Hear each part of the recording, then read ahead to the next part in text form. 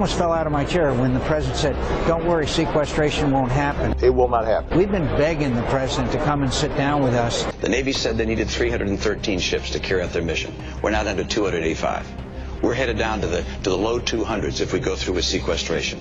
The budget that we're talking about is not reducing our military spending, it's maintaining it. Well, there are a lot of hard choices here when you cut $500 billion from the defense budget.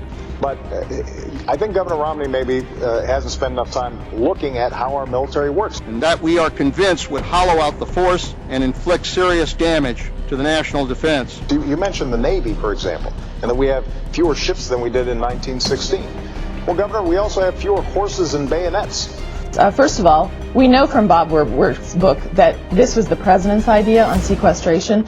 And so when I sit down with the Secretary of the Navy and the Joint Chiefs of Staff, we determine how are we going to be best able to meet all of our defense needs. I think President Obama and his budget choices through the sequestration mechanism mandates reductions in federal spending, including defense spending. Has pursued a course of weakness. It would truly be a disaster. I'd have to take the strategy I just presented to you and throw it out the window if a sequester did happen.